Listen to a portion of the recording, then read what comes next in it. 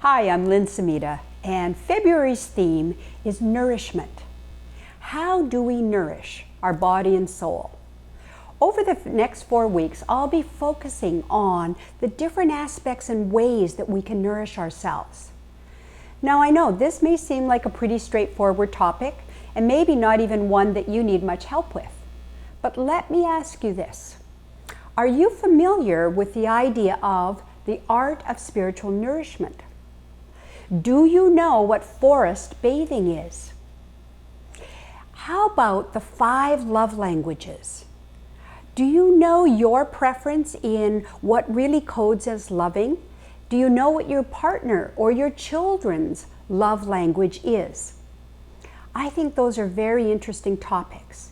And how about, would you be interested in an interview with a 67-year-old woman who is a gold medal triathlete and how she nourishes herself? Well, I hope some of these topics pique your interest. Today, I'm starting with Adyashanti's perspective on the difference between nourishment and goals, intentions, plans, and all that. So, who is Adyashanti? He's an enlightened being who lives in the United States with his wife. If you're not familiar with him, he's really a down-to-earth, very delightful human being with a wonderful sense of humor.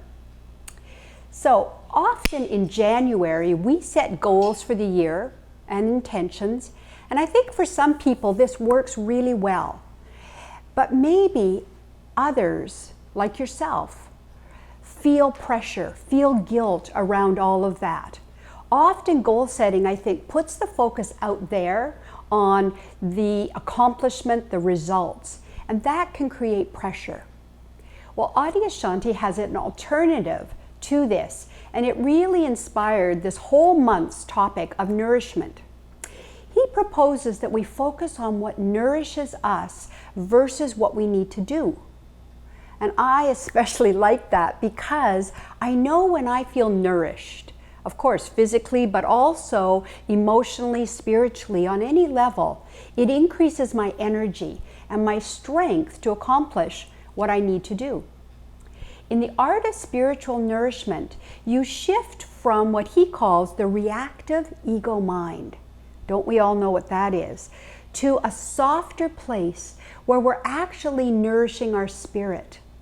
He says, and I love this quote, "Too often we are submerged in the murky waters of our thinking." Don't you just love those words? Murky waters of our thinking. So what he recommends is silence as a critically important ingredient, and that's certainly, I think, in short supply in most people's lives. How much silence do you get on a daily basis? I can almost hear people laughing when I ask that about the absurdity of the question.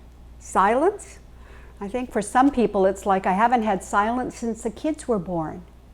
Well, it's really an important, essential ingredient and something that you want to nurture. Any amount that you can carve out will serve you. Now, if it's been in short supply for you, it's also likely that it could feel odd, that your mind would actually rebel and start filling up the silence with chatter and so on. Don't be discouraged. If you need help, you could consider Adyashanti's website. He offers a whole piece on the art of spiritual nourishment, and there's a link to that below. So my thing for you this week is to see how much silence you can allow into your life. Let's each try that out and notice how much silence, notice the resistance, and even if it shows up, here's a quote for you to remember.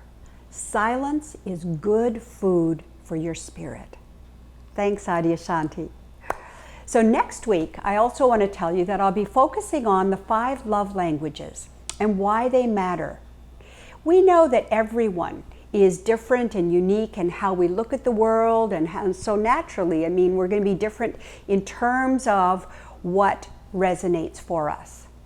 The brilliant framework of the love languages developed by Gary Chapman is a great perspective that will allow you to recognize what really codes for you as love, and also for those around you. So it's interesting. I mean, imagine how helpful would it be if you knew, for example, that a child of yours really values quality time or prefers words of recognition and appreciation.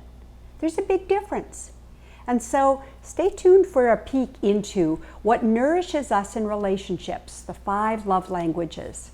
And then the following week, I'll also be telling you about something that I just discovered called forest bathing.